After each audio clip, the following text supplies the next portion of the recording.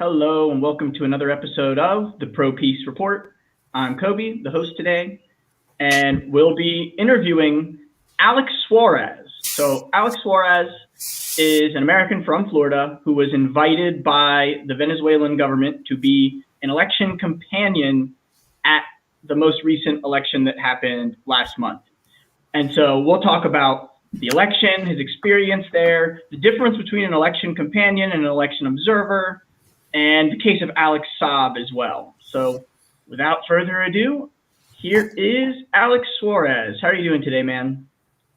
Good, brother. I wanted to show, first off, you mind if we go into the Alex Saab portion first, and then I can talk about the elections? Yeah, we can talk about it first a little bit. So what do you want to say about the case of Alex Saab? Literally, the left just won an election in Honduras. The wife, Xiomara Castro de Zelaya, the wife of Manuel Zelaya, who was deposed during the Obama administration in Honduras, who was the progressive president then, she won. And literally there was Venezuelans as international observers after I left Venezuela that were flying up to Honduras with this book, just as I had this book on the plane. But unfortunately, they weren't U.S. citizens, so they were going through the United States. They were harassed by U.S. authorities for having this book and deported back to Venezuela. That's how they want to silence people. That's how they tried to rig it against Xiomara Castro de Zelaya. But she had so much support that she still won by overwhelming numbers. This book is not even been translated yet. It's one of the few copies, but go ahead. I was going to say, just for people who don't know, because I want to dumb it down to the lowest level possible so people can actually understand the case, because I'm sure some people watching might not. And so what is going on with Alex Saab, and why is this case so important? So this gentleman is just as important as Assange, okay? He's a political prisoner of the U.S. empire. This book in Spanish is Cartas desde su secuestro, which literally means letters from his kidnapping. And so these were letters that were able to be smugged out while he was being tortured at the behest of U.S. authorities on Cape Verde Island. Now, there is a program in Venezuela from years back that's similar to food stamps here. It's called the CLAP program, Programa de CLAP. And there was 6 million Venezuelans that were able to be prevented from starvation because of these vicious U.S. imposed primarily sanctions on the country, on the people. So 6 million of them were fed in great part because of Alex Saab. I mean, this guy, if anything, deserves a Nobel Peace Prize. But he used his business, and his diplomatic status, because he's been a diplomat in Venezuela since 2018. The courts in Miami now, where they extradite him, are claiming, I was in Miami the day at his arraignment before I went to Venezuela. They're claiming that he's not a real diplomat. He's been recognized as a diplomat. I knew about his diplomatic status since 2018. And he was captured during the Trump regime in June of 2020 en route on a humanitarian diplomatic mission to the Middle East, to Iran. And while he was on the way there, he had to make a stopover to fill his plane with gas in Cape Verde. And that's when, without even a extradition order from Interpol, they produced another order like the next day after they captured him with the wrong name. It wasn't even the same guy. But, obviously it was U.S. pressure from Trump that called the Cape Verdean authorities.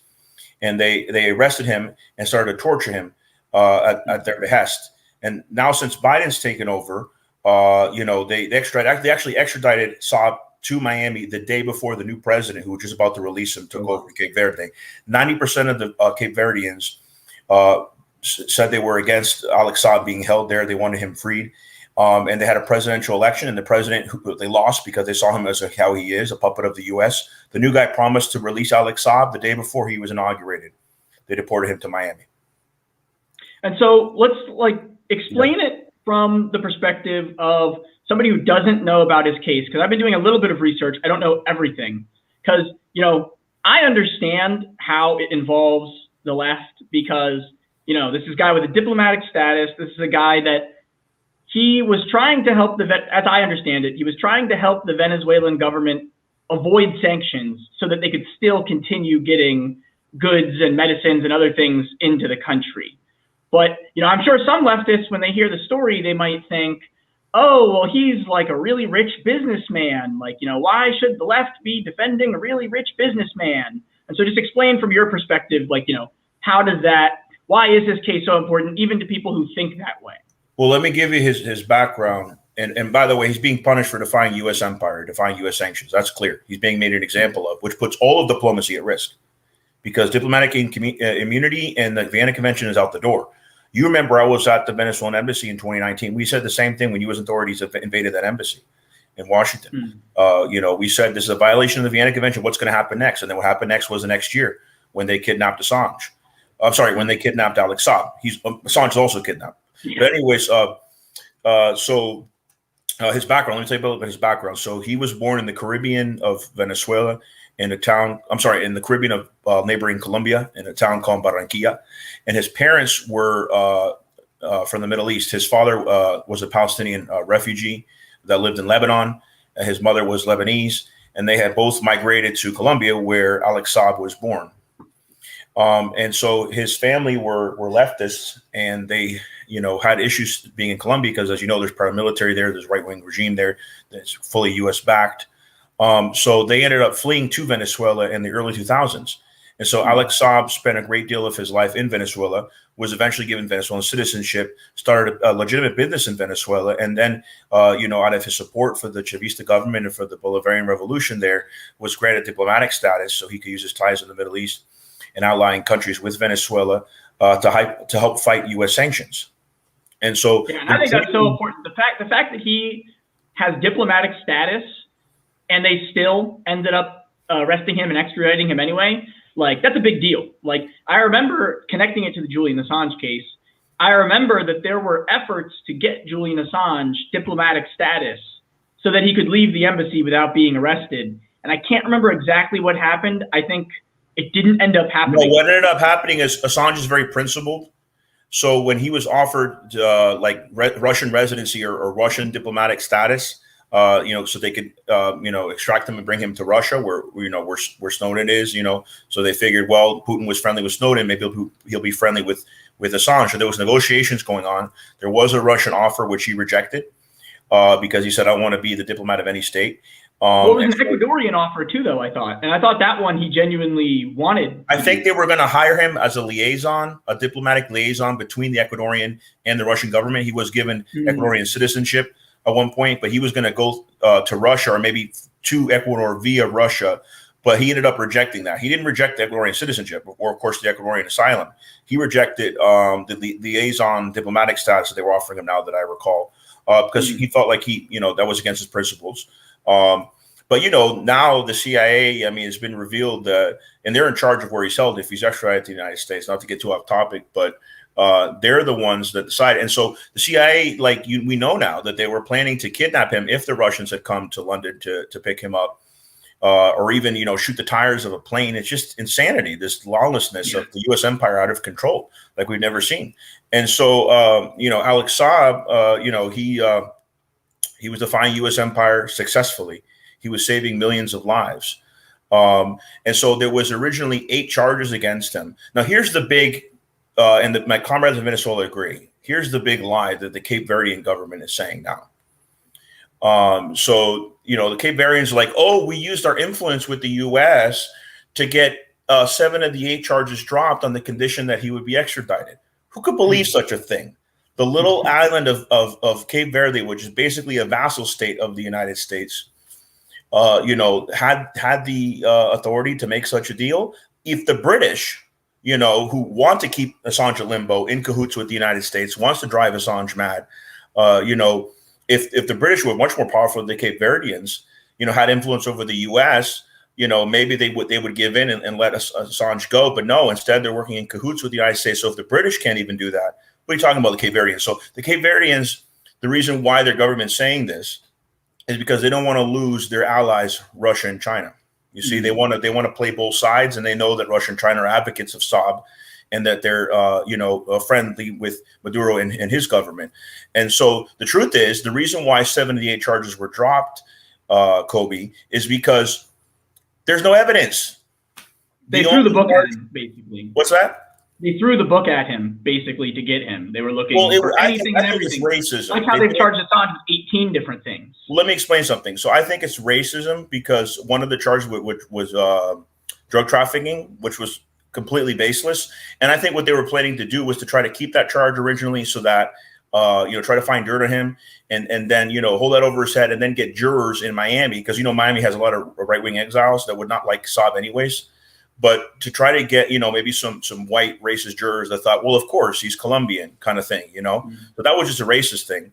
But yeah, that was one of the charges. So the only one that stuck is not even money laundering. People say it's money laundering. No, it's not even that. The only one that stuck is conspiring to money launder. Mm-hmm. So that's a very vague charge. It's a political charge. You're not supposed to extract international law over politics.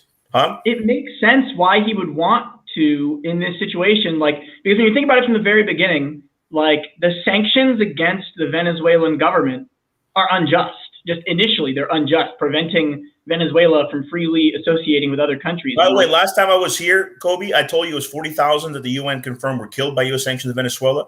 The new numbers are now 100,000, just so you know. But they're doing incredible to fight it, making their own factories that I saw with my own eyes. But we'll get into that later. But 100,000 people we're talking about. Yeah, and the thing is, they use their oil company, their nationalized oil company, to provide social services for people. They have democratic elections, And the thing is, it's ironic for the U.S., who we have money in politics. We only have 2 political parties. We don't even have all of the opposition parties that they have in Venezuela. Their turnout in the most recent election was 43% or so. A U.S. midterm election is usually around the same amount. And it's I get it. No country's perfect, right? There must be some sort of flaw in the system. Also, you need to realize in your comparison right there that most Americans own a car. In Venezuela, the government invests with the few resources that they have in infrastructure, in public transportation. And I saw with my own eyes a map of even in the countryside, even in the rural areas of the country, they have a lot of more voting centers or voting booths than we would here in the United States in areas like that. So they make it very accessible. So to say, well, we're about the same midterms as them, but it's for them, it would be really hard because not everybody has a car. But the government's my own point, not that they're make it more accessible. My point is not that they're the same. My point is just that there's no good reason for us to call them undemocratic. Because when you look at us and you look at them, they have elections, we have elections. Ours have way more money in them from what I can tell. And so it's I just don't understand. And it's all because of their socialist government. We don't like the fact that they have socialism. The opposition loses in their elections. So it's they don't have a mandate to say, oh yeah, we're going to sanction this government until it falls down.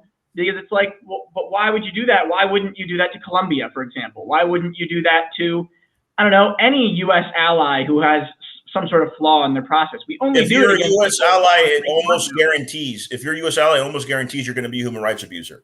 The closest U.S. allies are Colombia and Saudi Arabia, the biggest human rights abusers. Yeah, so we never call them out on that.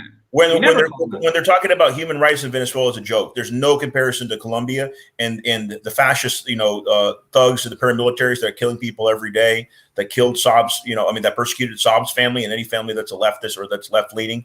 That's just the reality. But let me tell you something else. So, I'm in grad school here at UNF. And so one of my classes was on modern Germany. And the professor is clearly an admirer of Angela Merkel, right? So he always rants and raves about her, that one of the greatest chancellors in Germany's history. And she was elected 4 times and she was this amount of time in power. And it's one of these days, I'm just going to ask him, excuse me, why does nobody call her a dictator? Yeah. Right, because she was in office for 16 years or so. Way longer than Maduro's ever. They'll use the same argument way longer than Maduro's been in power. And so they'll use the same argument against Ortega in Nicaragua, saying, oh, he's been in office all of these years, so he must be a dictator. But he won the elections there. And Angela Merkel in Germany won the elections there to be in office that long. Let me explain my opinion why people say that.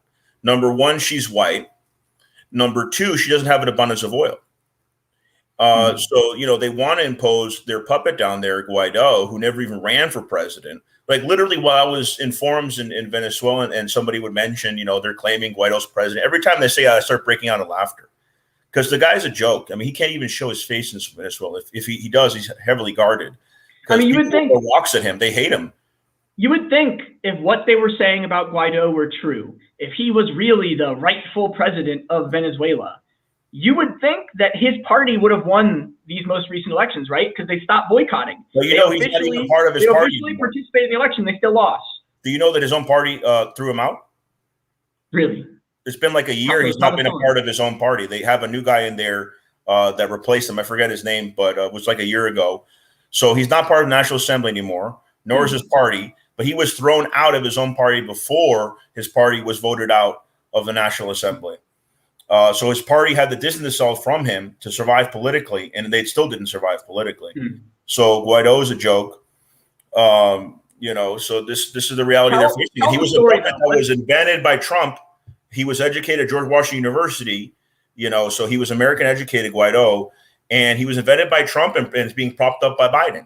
So it proves when it comes to empire, it doesn't matter who's in the White House. If they're of the two principal parties, they're going to be playing the same games. Well, because how can it be democracy if we are choosing the leader for them? If we're telling them, no, the candidate you voted for, you're not allowed to have him. No, we're going to put your Speaker of the House as president. That's the rightful president, because your Constitution says that if there's no sitting president, it must be the Speaker of the House. That would be like them trying to tell us that no, Donald Trump cannot be president. It has to be Nancy Pelosi, or no, it's illogical. And then they invite him to the summit of democracies. They're having an international meeting of all the democracies around the world. And then they're bringing somebody who's not even in the position. So let's just say they were correct. Let's just say, okay, he was supposed to be the rightful president because he was the Speaker of the House, blah, blah, blah. Well, he's not even that anymore. He's not even in their government anymore. So how could they bring him as the representative? So his party, which ironically is called the Popular Will Party, Voluntad Popular, is one of the smallest parties in the opposition. This is before, suddenly, most Venezuelans never heard of him. But when they try to impose him as a dictator, they lost even more support. I'm sorry, as the new president, who really would have been a dictator. The Popular Will Party are like so small. Oh, yeah, that's another thing. They were changing turns. Right. So they were giving each party a turn in the National Assembly to head the assembly. So it wasn't because of the amount of votes he had, because it happened to be his turn. And so when they were playing the coup against Maduro, he happened to be his turn. I'm pretty sure this was prearranged with the CIA. But long story short, he happened to be the head of the assembly at that point, and they tried to use that to impose him being president. But you know what I said the other day on Twitter when they were talking about the Summit of Democracy? I said, you mean the Summit for Prevention of Democracy, right? Because it's only the most right-wing, rigged, imposed dictators. And I'm so glad that Honduras is now to the left.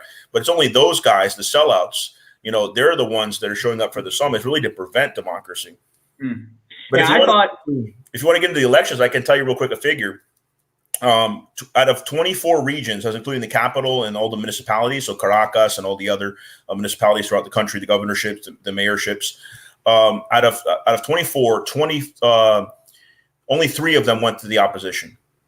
And so, and another thing, if it was all rigged and it's all rigged for Maduro, then he wouldn't have won them all. Or one of the ones that went to the opposition this time, which traditionally a Chavista area, is on the border with Colombia. And there is drug trafficking that they always try to bring through Venezuela that's blocked by the Venezuelan authorities, the border guards. But yeah, you think that if it was all rigged and Maduro thought, okay, let me just, give a couple regions over to the opposite, he wouldn't have picked that area. So this is my thing is this. It's like, I don't know enough about the nitty gritty details of Venezuela's election process, their system itself. So I can't say 100% I think that everything they do in their election process is completely fair, because I don't think that about the United States. I don't think any country is perfect. But to me, it's like, I've seen no evidence that they're any less democratic than us or any other country that we claim to be a democracy. Because to me, it's like, what do the capitalists consider to be democracy? Because they're not talking about economic democracy. They're not talking about, democracy in the workplace. They're talking about political democracy. And in political democracy terms, Venezuela at least has elections, right? You at least can have elections. You can have multiple parties. You can participate. And that's what they consider democracy. Because I don't think in America we're democracy. Because in America, we have all the rich people who can fund all the parties, and we have all the rich people who control the process. I don't think we're a democracy, but we at least have the same sort of, okay, you can go to the ballot, you can do these things. And that's what Venezuela has too. So it's like any complaint they would make against Venezuela, you could make that and more against the United States. No, it's also important, Kobe, to recognize that in some ways they're even better than us and more transparent than us. How many international observers do we have in our midterms or presidential elections? Zero. That's a good one. That's we have some Americans that come and observe, but we never have our government invite international observers. No, and even the people who observe it in America, like I think Pasta Jardula and Fiorella Isabel from the Convo Couch, I mean, they would be able to tell you all the semantical details of they don't let us stand in the room while they count the votes in certain areas, and there's all sorts of complaints they have about observing elections in America. But I want to get into the election itself. By the way, Fiorella, I heard, was in Honduras observing there, so that's good. I didn't get to see her in Venezuela, but I want to tell you something real quick about a CNN journalist, Spanish journalist, CNN Español, when I was down at the arraignment, before I forget, at the arraignment for Saab. You know, I was in the elevator trying to go up to see the arraignment of Alex Saab, and all of a sudden we noticed a CNN Español journalist, and he didn't want to give his last name. I found out who he was later. But I told him, I was like, okay, you don't have to tell me your full name, but by the way, what do you think of the torture of Alex Saab? As soon as I said that, he shut up, and when the elevator doors opened, he went running. Yeah, and so I read his article. He wants to talk about. So hear me out. So I read his article. This is interesting. So this is how much of a sellout he was. He had a picture, you know, a really bad shot and like a mug shot or something of Alex Saab. He's very handsome, by the way. They make him look terrible because he's been tortured for months. Of course, he's going to look terrible. But you know, he's got a beautiful wife, beautiful family. He's a handsome guy. So they got like the ugliest picture they could find, right? And then under the picture, they put narcotraficante. Okay. Even though that's not a charge anymore. You understand what that means in English, that he's a narco trafficker. It's just racism. And this guy's Hispanic working for CNN Español. But this is how much of a sellout. Like nowhere in the article did they mention the old charge. I don't know enough word there to make him look bad, to taint it. You know what I mean? Did they have anything? Like what makes them say that? Was there any sort of... No, there was nothing that made them say that in the article. But what was I going to say? Oh, yeah. So what they have is they have one false witness so far that they supplied over the conspiracy to money launder. So that's clearly, you know, speculation. What's the legal term? Hearsay. So it's going to be some guy saying, oh, I hanged out one time with Alex Saab at a bar in, you know, I don't know, Barbados or something. And he told me he wanted to launder money. That's all they got. It's ridiculous. And the most he could, be sentenced for is 20 years, God forbid. But really, they're using Saab to try to pressure Maduro. They think Saab has some secret information. That's what they were trying to extract out of him when they tortured him. And he gave nothing. This man's a brave man. He's a hero. He saved millions of lives. And we need to fight for him, you know? I mean, to me, and this is going to be a controversial take, a very, very controversial take, is that I don't think it's wrong for a country to try to evade sanctions. I don't think there's anything unjust about a country who's struggling to get food and medicines and other things in because of U.S. sanctions. I think they should violate the sanctions just because you're doing the right thing. You're feeding your people. This country is trying to prevent you from feeding your people. You're just doing what anybody would do. The United States is breaking international law. The United States is breaking international law when it fights the sanctions. So if you're not following U.S. laws, so what? He hasn't sworn any loyalty to the United States, nor has Assange. But the U.S. empire thinks they're above the law because they're a member of the Security Council. So they think that they're untouchable, that they're immune from international law and the UN. That's why it's my view that the Security Council, the five powers that can always veto decisions and that are the untouchables, that should be abolished. No, I completely agree. The Security Council, and they know they can be fought before the International Criminal Court, then you'll start seeing the U.S. empire backing off on these persecutions. I mean, I think the UN General Assembly should just be the Security Council because that's all of the countries in the world, because all states are sovereign and equal. There should not be 5 states above the other states in the world. Like, it just makes no sense because then you end up in a situation where, I don't know, anytime there's a vote about Israel, the U.S. will just veto it. And if the U.S. vetoes it, there's nothing that anybody can do about it. And then let's even portray it from the capitalist imperialist perspective. If there's something they want to bring up, Russia or China could just easily veto it. And there's nothing that anybody can do about it. Whereas if it's UN General Assembly, every country in the world being completely equal, I mean, then at least every country has an equal say. You have no dominating power over the other. And if you listen to what the Chinese government and the Russian government say about democracy and imperialism, there was a statement they put out last week where they specifically said that no country should be able to dominate other countries. That's inherently undemocratic. Every country can do their own thing. Democracy doesn't have to look the same in every single country. And so it's like, that's to push back on the idea that once China becomes the world's hegemon, they're going to be an imperialist power just like the U.S. If they're saying this now, I don't think the Chinese invading Africa. Let me ask you a question. One thing's doing business with African countries, another thing's invading it like the U.S. does. So let me ask you a question. Do you know what leader a couple of years before they were deposed was actually advocating for an abolishing of the Security Council? Who? Gaddafi. And while I was in, Venezuela, I met with a Libyan comrade. You have people from throughout the world there, 400 international observers from Africa and Latin America, Canada, all over the world. And, so isn't that funny that like a couple of years before he happens to be deposed by the West, he's calling for an abolishing of the Security Council. But, that's what they do. That's what these coups, in the name of humanitarianism are really for. It's just to maintain the imperialist agenda. I mean, John Bolton literally said with Venezuela, we want access to their oil. And he admitted to trying to bring back the Monroe Doctrine. So for decades, the United States has distanced itself from the Monroe Doctrine. Oh, we never do that. And they're actually saying it. I couldn't believe it during the Trump regime. They said, yes, we want to bring back the Monroe Doctrine. So they were admitting what they were doing. At least they were less hypocritical to the Democrats in that regard. Well, that's the thing. The Democrats do the exact same thing as the Republicans, but the Democrats hide it. Whereas, like with North Korea, for example, the U.S. or the Democrats and Republicans both don't like the government of North Korea. They both would like to get rid of it. While Democrats kind of play this game where it's like, we don't want to work with them until they do X, Y, and Z for us, and then maybe we will. And then the Trump administration actually has the negotiations, but then they say, oh, yeah, we want to do the Libya model. And the Libya model was literally where they convinced Gaddafi to give up his weapons of mass destruction, and then they overthrew him. Yeah, so if you're Kim Jong-un, why would you do that? That really sends a strong message to the Iranians, doesn't it?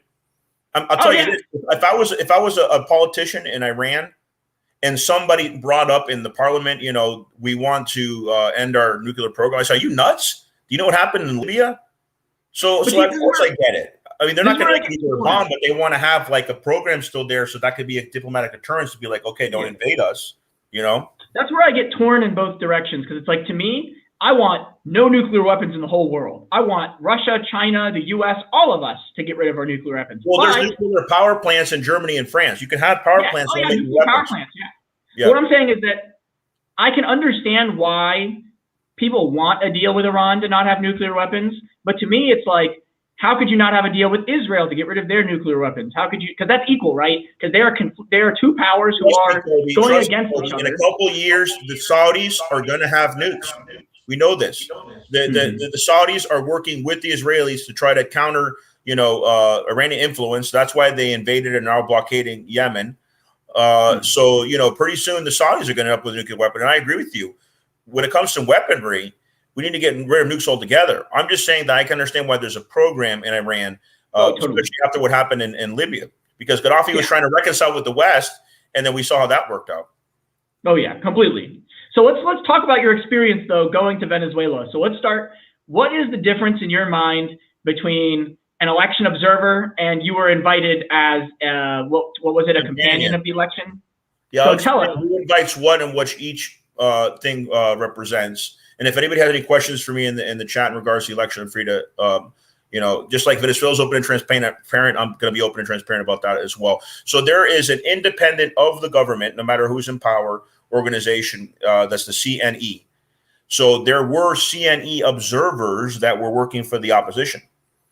And they were staying at a different hotel than us. Some of them came to lobby for events, and I overheard a couple people saying they were opposition in the lobby of the hotel where I was at. But I believe the people that were spending the night in the hotel were my people. We were of the international left, people from all over the world. And so we were invited by the political party, which is the Socialist Unity Party, or Partido Socialista Unida, which is the ruling party. Maduro's party was Chavez's. Chavez founded it. And so as being invited by the ruling party, we were not actually technically election observers. When they gave us our credentials, we were acompañantes de elecciones, or election companions. And here's the difference. Certain bourgeois organizations, like from the EU, they tend to get invited by the CNE and sometimes by opposition parties. And, they like to try to meddle, which of course the Venezuelans don't tolerate. So when Venezuelans hear the word now observer, they think, oh, they're with them. They're trying to come and tell us what to do. And, whether you approve us or not, this is our system. And then the election companions are people from the international left that have a lot of respect for the autonomy of the Venezuelans and their rights. And we still observe, but we do it as companions of part of the process, not coming in from the outside to try to impose our way. Yeah, and I think it's so important to point out that difference, because I know on face value, what some people might think is, oh, well, you were invited there by the Venezuelan government, so you must be biased. And those other election observers, they are truly neutral. And I'm here to say everybody's biased. I hate that idea that somebody could possibly be above bias. Tell me, why do you think I changed majors? Why do you think I didn't pursue a journalism degree at grad school? Because I can't stand this whole objectivity thing. It's impossible that we as human beings can be unbiased on reporting on everything. That's why I'm going for history instead, and I want to show a history from the perspective of the oppressed. I don't hide that. Just like Howard Zinn, just like Michael Parenti, there's a tradition in the left of people entering history. I mean, Marx himself was an historian. Entering history to show the point of view of the oppressed that's often overlooked in the mainstream. And that's why I didn't get into the journalism industry when I graduated with my bachelor's degree, because it was I don't want these corporate managers of these media companies telling me what I can and can't write, and they'll be telling me it as if what I wrote is subjective and what they're telling me to write is objective. But then to me, it's who decides what's objective? As long as what we're using is facts, because CNN will pretend, those media organizations will pretend, oh, we're fair and honest, we're neutral, we're just telling you how it is. But there's always an agenda there. They cannot be fair and neutral. By the way, you cannot possibly remove your bias from yourself. There was a proving comrade at the hotel, and ironically, our hotel was owned by the EU. There was a logistical issue. We had to move to the EU hotel. It's called the Euro Building Hotel outside of Caracas. But there was an EU official in the elevator with a proving comrade that was telling me about. I don't remember exactly what he told him, but he ran out the door when the doors opened as well. A lot of the bourgeois like to prevent talking with working class people.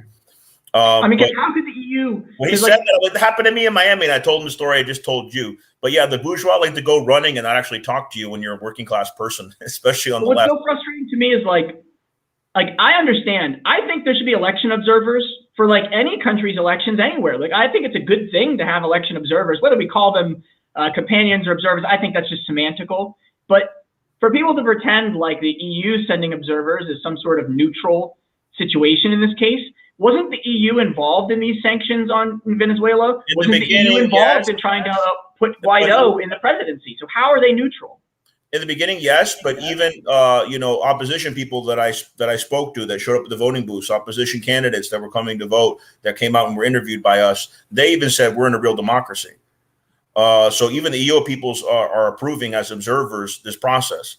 So these are people that are by no means Chavistas, that are independent of that, and they're also approving it.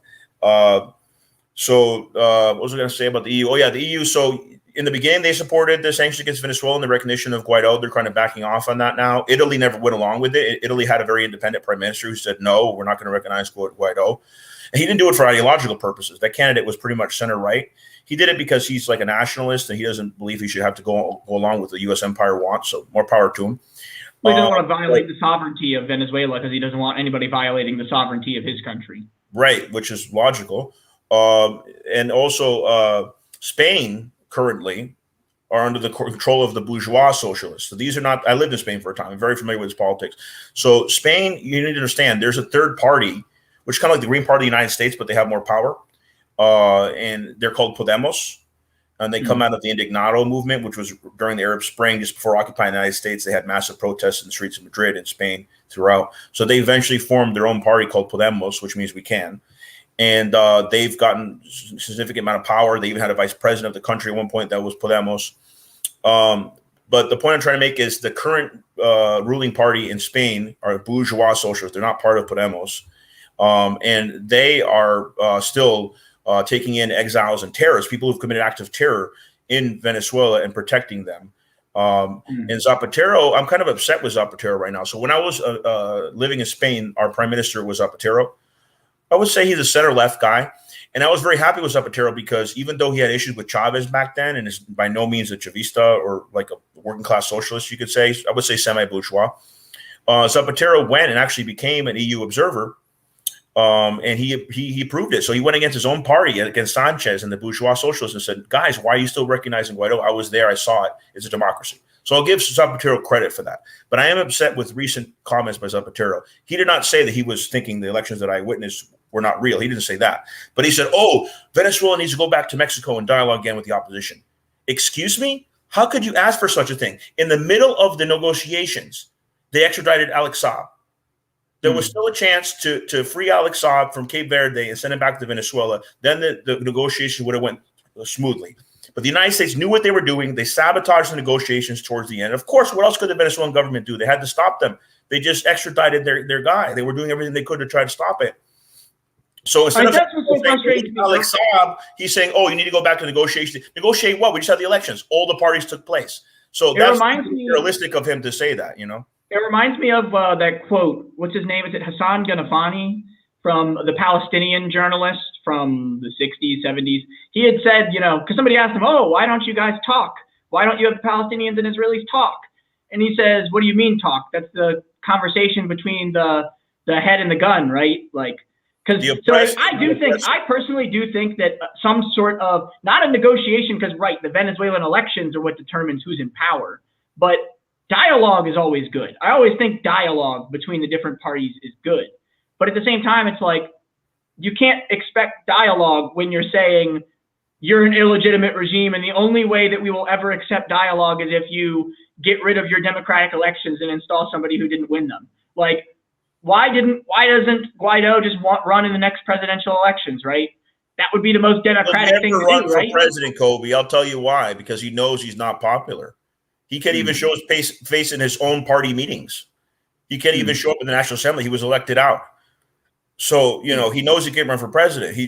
That would just demonstrate he'd probably get less than 1%. You know what I mean? Well, that's why they boycotted the elections, right? Because they didn't want to. In the beginning, but not this time. Why would you boycott an election you think you're going to win? But Kobe, it's also important to understand that all opposition parties, including Voluntad Popular, including the party that used to be with Guaido, took part this time. All of them. And actually, the Communist Party of Venezuela doesn't work with Maduro's party anymore, but they didn't win any candidates. So the three regions that won are under the right wing. That's a fact. And something that they said in the youth group meeting, the Chavista youth that I met with, they're called Somos Venezuela. They appeared that picture that you showed. They mentioned that now we know what they're going to do. They're going to abandon the areas. They're going to go back to their mansions in Miami. And the state's going to have to step in, especially that region has a border with Colombia, for security purposes. So when they see that the opposition abandons them in a couple of years, they're going to vote back the Chavistas. And so what did you do while you were there? Like, so you stayed at the hotel. What did you end up doing on election day? What did you see?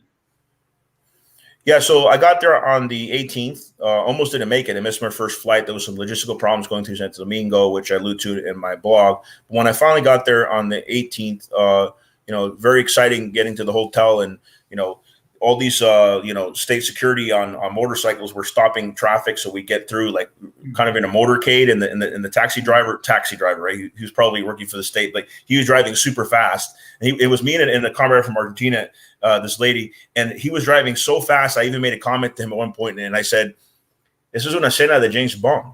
And he started laughing. I said, "This is like a scene from James Bond, like we're being chased or something." And so we finally got to the hotel, and the actual election day was a couple of days later on the 21st. And actually, most of the companions of the elections that I witnessed only on the bus, they only went on the bus once. They only saw 2 different voting centers. And they asked me, "So you want to go on a second bus and see a couple more?" I'm like, "Hell yeah." So I went to as many voting centers as I could, including opposition areas they brought us. They hid nothing from us.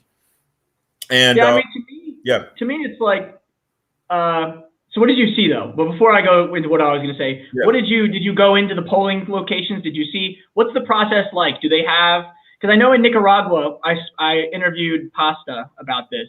He talked about how in the voting location, you put your vote in, they have a voter roll, you get a thumbprint, like ink on your thumb, and then when they count the votes, they actually had a representative from each political party in the room, so that way none of the opposition parties in Nicaragua can say, "No, we were shut out of the process, we couldn't see it." So they had an election observer in every. You had opposition members that were there at each voting booth.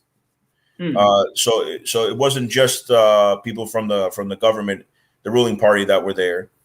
But that's interesting. I didn't know Paso went to Nicaragua. I knew that Fiorello was on Honduras. I did talk to people they both went to Nicaragua. All three, the whole Convo Couch crew did. Yeah, but what I'm saying is, I met a lot of people that had just come from the Nicaraguan elections to Venezuela, so I'm familiar with what happened there. And I'm very excited that Danielle was reelected, and I'm very excited that Xiomara Castro de Zelaya won. But anyways, we showed up at the voting centers. And actually, one of the things I witnessed that was very powerful is they had an old man with canes, not with canes, with crutches.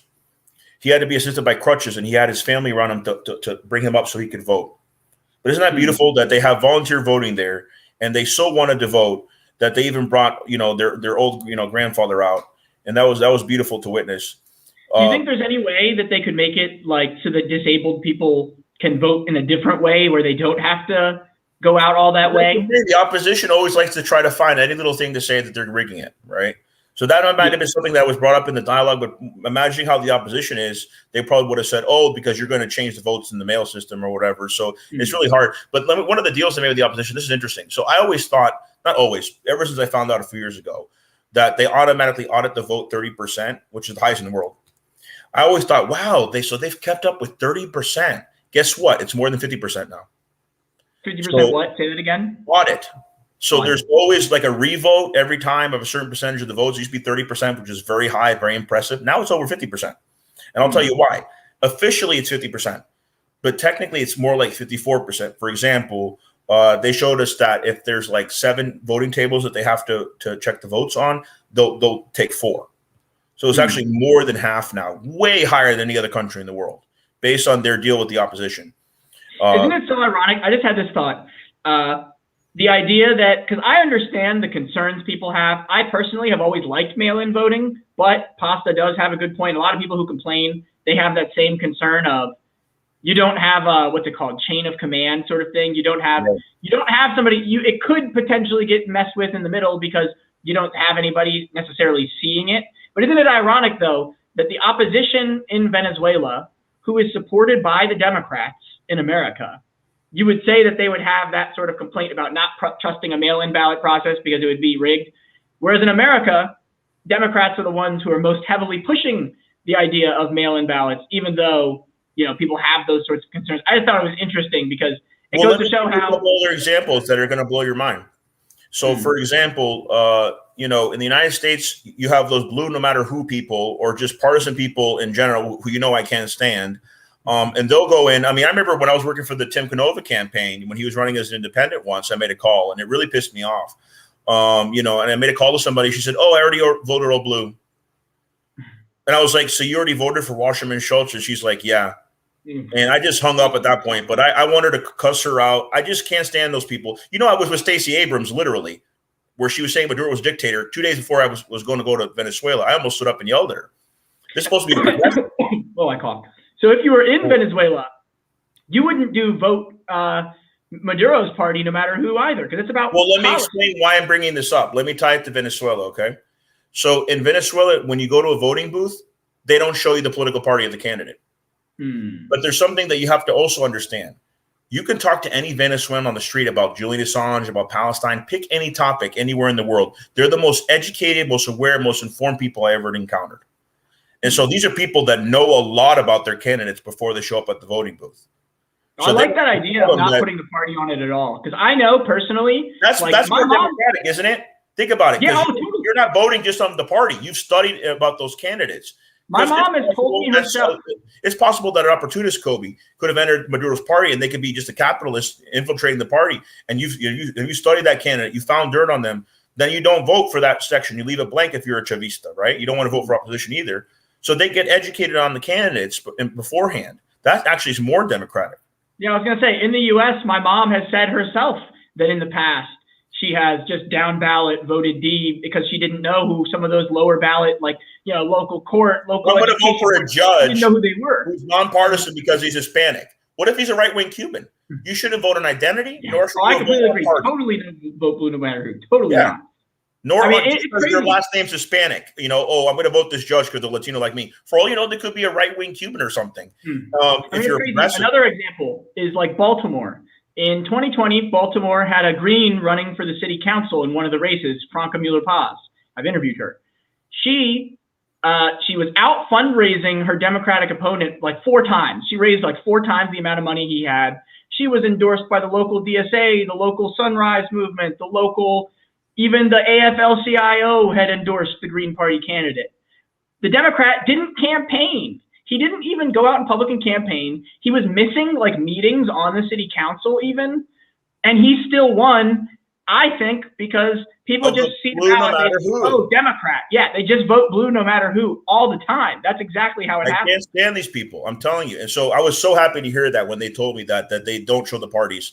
I was very impressed by that. And not only that, and I witnessed this with my own eyes. I remember hearing about it, but actually seeing it physically, it's very powerful. So when I got to the voting station, one of the first things I wanted to see was the printouts, right? Because you hear about, I mean, if you're educated about Venezuela, you hear about the famous printouts because most countries don't do this. So actually, so let me explain. So, you know, they actually showed what candidate you voted for. So you yourself can verify. And if you made a mistake, they'll go back and fix it for you. And so I actually saw where they printed it out, how they put it in. And I was very impressed by that. And I was so impressed by that. I told the lady that was working there, I said, you know, in the US, we don't even do that. But yeah, so you know, they're very transparent about how they go about it. People are educated on the candidates. You know, it was open. They didn't stop us from seeing anything. Like there was even an opposition guy that showed up and spoke to us that said, yes, we're in a democracy. And so really, you know, even the extremists from like Voluntad Popular, from, you know, Guaido's former party, you know, they even took part. So they themselves can't really call it a dictatorship, you know? Well, because I think the opposition probably realized we can't really keep our charade going of not participating in elections and then calling ourselves democratic, because how are you democratic if you can't prove that you were the most popular in the country? I mean, you have to do that. Even in America, where I don't think our elections are fully democratic, I don't necessarily know if my vote's getting counted properly or whatever it is, but I still think we have to participate. Like, I understand people who don't vote or don't participate at all because of that, for that reasons.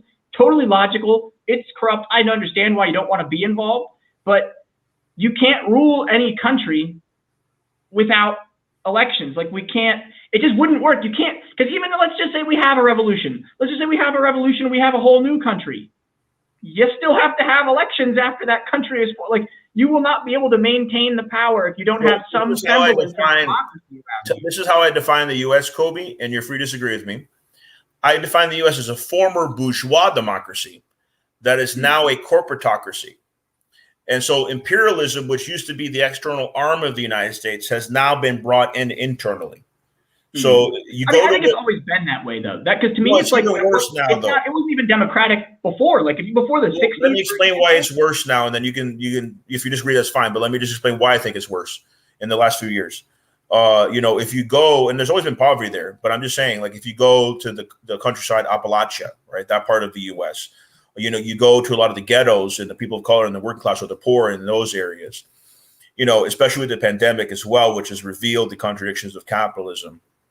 You know, you go to those areas and you see the results of internal imperialism. Go to a Native American reservation. I was in Standing Rock. You know, these are all a product of the imperialist system. So I've written, a book a few years ago, and I think now it's even more apparent than it was then. It's called The Living Contradiction, that focused on the internal imperialism of the United States. And it's getting worse day by day, in my view. And so often people see imperialism as the foreign policy of the United States. Yes, we have a terrible foreign policy. Yes, it stays the same or even gets worse, like it has under Biden, who's increased the sanctions against Cuba, made new sanctions against Nicaragua for practicing democracy. So, you know, yes, our external imperialism is bad, but internally here at home, we also have this. We have this common enemy, and we have to have this solidarity with Venezuela and their revolution. Yeah, I think the only reason I disagree is just because, to me, I'd agree with you on the imperialism part. I agree with you on it coming home. I saw a statistic the other day that there's a city in Massachusetts somewhere where the highest income part of the city, the life expectancy is 90 years. The lowest life expectancy is like 50 or 60 years, like a third world country. But to me, it's like the only reason I say that we haven't gone from bourgeois democracy to, internal imperialism. The reason I think is it's just always been that way. Maybe not always the imperialism part, because it was Britain before us, but in terms of us not being fully democratic, if you look at the 60s, like there was riots in Chicago. We never had a workers' democracy, by the way, Kobe. That's why I called it a bourgeois democracy. Oh, yeah, but what I was saying is that we didn't even have that, because before the 60s, primaries, you had like maybe 5 or 10 states who would have a primary, and that primary meant nothing. Your primary was basically just the party leaders look at how people are voting, and then the party leaders decide for the party who's going to be the candidate. Well, let me put it this way. Let me finish. It took the riots in Chicago in like the 1968 in DNC. Those riots are what was necessary in order to even have a primary process. So basically what they were doing before the 60s was rigging every single primary. We didn't even have a bourgeois democracy until then. And then we still have no economic democracy whatsoever in the workplace. So it's like, when it comes to economic democracy, you're right. But we've had some bourgeois political democracy. Let me explain why. So when the Constitution was first written, I agree with you. Think about it. When the Constitution was first written, it only represented 5% of the population. Women, Native Americans, former slaves, or slaves themselves, of course, African Americans, none of them had the right to vote. They had to fight for it. And so, yes, in the very beginning, it was like, for only 5% of the population, for the elites, if you owned land, if you were a Protestant white male, pretty much. That's how you were able to vote. So, that's why they interpreted differently, all equal under God, all of that was a fight of like who's considered a full American, who's considered a full human being, which took, centuries to solve. The women didn't get the right to vote till 1920, for example. Still happening in some ways. After the Russians, right, because of the Bolshevik Revolution, the women got the vote before us. But I think over time, come 1950s into the 60s, that there was kind of a bourgeois political democracy where people had some say. But I think the media has gotten so corrupt, so corporatized, that we're a full-blown corporatocracy now. We're a full-blown internal imperialist society. There's virtually no democracy left. And I thought Julian Assange really proved that in 2016, what you're saying about it being a corporatocracy. Because I remember I woke up every morning at 8 a.m. or 9 a.m. and I watched each and every single DNC leak that was coming out in 2016. And you would see how CNN, New York Times, Washington Post, literally any big name media outlet you can think of, they were collaborating with the Democratic Party. Like, how do we want to portray Bernie? How do we want to portray Hillary? How do we want to portray Trump? And so it's like, that was the moment to me that I woke up. Trump more airtime than anybody, and he ends up winning, right? Yeah, I mean, to me, it was like, that was when I realized that journalism is all biased, because political journalism, because what, you can't be neutral in a case of oppression, right? If neutrality helps the oppressor. And so if you are being neutral, you're not being unbiased. You're being biased towards the oppressor. If you're being the easiest political job I ever had, Kobe? I've been involved in politics for 20 years. My easiest political job was in Philadelphia in 2016, because the DNC, I was working with the Greens then, people were literally running into the arms of Jill Stein. Jill Stein shows up, she opens up her arms, hundreds of people from the Democratic Party, progressives, run into her arms because they were so pissed. I mean, we almost knocked down those gates. I was there pushing the gates, I was probably, are you talking about at the convention in 2016? Yeah, I was outside the convention. I was there too, yeah. And I remember that. And RT filmed me pushing the gates at that time. That was the first time I was on RT, and I went back on, a couple of years later. But one of the reasons why we're trying to push down the gates, not just because we're pissed that they rigged it against Bernie. I was with a group of Greens at those gates demanding the cops release Sherry Hunkala. They had detained her. She was bringing some food over to some Bernie delegates, and they were detaining her. And I wanted to get arrested with her, but she said, no, just stay out there and try to get the crowd with me. And I did. I got everybody riled up, and we started pushing down those gates. I was the guy who started that, actually. Yeah, it was crazy. I was there with Democracy Spring, and we had, on the first day, I was there the first civil disobedience. I missed the next 2 or 3 they had done. For those who don't know, she ran for vice president of the United States. In 2012, right? In 2012, you're right. In 2016, she introduced Baraka to Jill Stein. I know the whole story. But she's very heavily involved with the working class efforts of the Green Party in Philadelphia, and I'm a good friend of hers. So, yeah, she was there at the forefront at the DNC as well and was detained and was released later, but they stole, like, her contacts, her SIM card. Like, yeah, they gave her a hard time.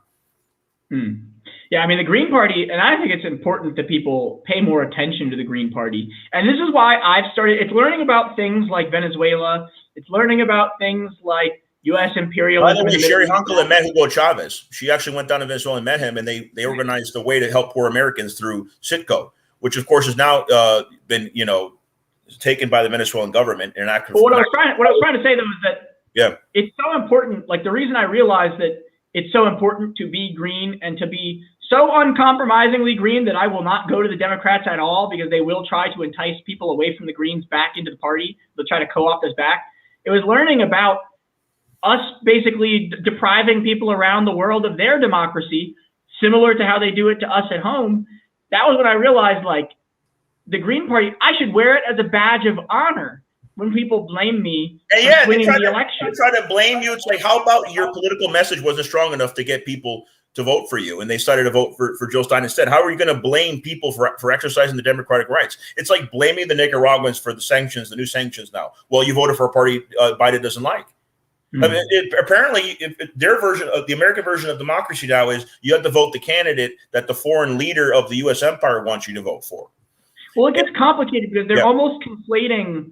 Like, I get it. There's political democracy on one hand, like the actual process of voting, but that's only one aspect of democracy. They're trying to basically make it so that any country who doesn't live up to our standards 100% should be overthrown. And it makes no sense because Saudi Arabia is a monarchy. They don't even pretend. They don't even have elections. They're not even pretending to be democratic. I was like, that's what confuses. That's what really opened my eyes about the contradictions in the Middle East, especially, is because it's like, what percentage of the Colombian population now supports President Duque? Less than 1%. The entire country rose up against him. Guess who he blamed? Maduro. He said, Maduro is behind all of this. He's conspiring against my government. It's like, I wish he was, right? But no, it's the Colombian people. They're fed up with his corruption and being a sellout to the U.S. Hopefully the left wins in Colombia, like they're rising up in other parts of the world, right? In Peru, in my father's country, hopefully soon Lula in Brazil. That'll really help the situation in Venezuela stabilize. But, the U.S. has literally stolen, oil, not only from Chevron, but stolen from, Iranian tankers that had oil that was bought by Venezuela that they tried to bring over. The Venezuelans are prevented from selling their own oil or refining it because of U.S. sanctions as well. International waters, like boarding these tankers and stealing their oil and then selling it. Trump, Biden, same thing. So, for example, the British, like with being complicit on Assange, they're being complicit now in stealing Venezuelan gold. They had Venezuelan gold deposits in the British bank. And they decided in the course not to give it to Guaido, but they're not giving it to Maduro either. They're holding on to themselves. So that's just another example of how these sanctions, they're trying to, subjugate the Venezuelan population. I just don't understand how they get away with all this. Like, how can they support some dictators around the world, like literally support countries that are in no way democratic, don't even pretend to be democratic, and then other countries which are basically as democratic as you could expect, as democratic as we are, at least like on face value, they have elections where they can choose between opposition parties and whatnot. How can you support a dictatorship and then on the other hand, you're overthrowing that country's version of democracy? It just makes no sense. That's why I like what Russia and China say about dictatorship and democracy is also about international relations. It's also about, self-determination of the people in that territory. And we might not like who they've chosen as their leader. Maybe their process is flawed in some sort of way in any country. But every country has flaws in their process. Every country is going to have something that their government does that you're not going to like for whatever reason. And so to me, it's like, how can we tell them what to do and then still think of ourselves as being respecting the self-determination? Also, FDR, Kobe, think of this, right? He's known as our most respected president. He made mistakes. He rounded up Japanese Americans and stuff. I'm not saying he's perfect, but he helped get us out of the Great Depression. He's recognized as probably our most respected president. How many times FDR elected? He died in office. He was elected 4 times. So later on, we changed how many times a president could be elected. So what? Everybody has to follow our model, even though public referendums in Nicaragua, Venezuela, etc., decided to let their presidents be reelected multiple times. They did it democratically. And like I said earlier, in case people are just coming on now, when former Chancellor Angela Merkel stepped down after being elected 4 times or being in office longer than Maduro has, nobody dared call her a dictator, right? And I told you that there's 2 reasons for that, in my opinion. 1, she's white. Number 2, she has an abundance of oil. That's really what it's coming down to. They want to turn, Venezuela into Iraq. They want to balkanize it. They want to split it up. They want to control its oil. But the Venezuelan people are united. They have militias. They have an army. They have a people united in their democratic process that I witnessed firsthand. Yeah, I mean, I completely agree. it really is, the racism thing plays a huge role in it, because it seems to always be in the global South, those governments where we think, no, their people don't know what they're doing. We need to tell them what to do. We need to tell them how to do it. Ignoring the fact that every human rights abuse that they commit, we also commit also. No, we need to tell them how to do it right. And it's just like, then you see, the Julian Assange case literally blows the whole door open on that situation, because it's like, yep. How can you claim to care about independent journalists in Nicaragua or in any other country when we're arresting Julian Assange, talking about shootouts on the streets of London, talking about possibly assassinating him? Yes. I mean, it's like, all for doing journalism, all for exposing the crimes of the U.S. empire. You can't be a diplomat. You can't be a diplomat trying to save your people now, according to the U.S. standards. You can't be a journalist exposing war crimes according to U.S. standards. You can't be a human rights attorney like Steve Donziger, right? And who fought the Chevron in Ecuador without being imprisoned now. Because they always said, well, at least they're not Americans, right? He was an Australian, Saab is a Venezuelan national. No, now they're doing it against American people as well. It's a corporate prosecution. That's unprecedented, Kobe. You see how I'm saying it's getting worse? Because 20 years ago, that would have been unthinkable. Now we're so corporatized that we have a corporate private prosecution of an American lawyer. So there's no respect for anything now with this lawlessness of the U.S. empire. It has to be exposed. I mean, that's why I think internationalism is so important. Not in terms of like totally respect sovereignty, do not overthrow foreign governments, do not sanction them like that. But to me, the idea of international collaboration, just having conversations with people in other countries and learning from their mistakes. And then even, because sometimes what people don't realize is that there might be people in that country that for some reason you don't like that country. There are people in that country who might agree with your struggle in your country, who might be more willing to help you with your struggle in your country than in your own. And not saying help in terms of overthrowing governments or anything like that, in terms of supporting your words, saying that you are telling the truth about this human rights abuse. You know, that's what's like so one word for that, Kobe: solidarity. Solidarity is a very powerful factor when it comes to internationalism. And we've gone over the hour mark, so if you want me to finish up, any last words? Yeah, I'll finish up something about Alex Saab. End it there and tell people how they can reach me. But yeah, so I was able to have the privilege to meet Camila Fabri, the Saab, Alex Saab's wife, and she's advocating for his release, and she's protected by the Venezuelan government, and her husband is clearly a hero, saved millions of lives, and Wikipedia, last I checked, just a few days ago, says she lives in Russia. So, for example, if I want to do a paper in grad school, I'm not allowed to cite Wikipedia. Because Wikipedia now, I mean, there's an internal war in Wikipedia for truth. There are some good Wikipedia editors, but they're not really getting the word out enough on Venezuela. But Wikipedia now is just propaganda. There's so many lies against Alex Saab there. They're not even being accurate about where his wife lives. They're using the whole Russia menace thing, But yeah, going down there and seeing the truth was inspirational. You read my article in my blog about that. And I think more Americans, that really want to get the truth out should take part in trips like these for future elections, because Venezuela has a lot of elections. They're a very democratic country. And we need to continue to fight for all political prisoners of the U.S. empire, whether it's Donziger, Mumia, Saab, of course, and Assange. We have to continue to try to fight for their liberation. Because if they're not free, then we're not free. So we have to continue to fight for freedom. And I hope that people can reach out to me on Twitter. I'm trying to build my army of truth there. I was censored about a year and a half ago on Facebook. So you can reach out to me there. Alex Suarez, Suarez. Yes, sir. I'll type it in the chat. So it's A-L Suarez. Yeah, middle initial R. It shows it also for, like my chat name here. So yeah. Here, I'll just put it in the description after we're done with the video. Just in case. Thank you so much for coming on today. It's interesting to hear from people who've actually been on the ground observing these elections. That's why I liked having Pasta on. That's why I liked having you on. These are perspectives that you don't hear on the mainstream media. They might bring on an EU election observer. They might bring on somebody from their own bias, but you will rarely see them bring on. Why don't you ever have people from Maduro's government on CNN debating with these people who are calling them undemocratic? Why don't we actually see an open dialogue between these different perspectives? You know what I call them? The lamestream media. There you go, I Rick. completely agree. Completely agree. But thank you so much for coming on. I gotta go. I got some work I have to do today too. But My pleasure. until next time, peace out, guys.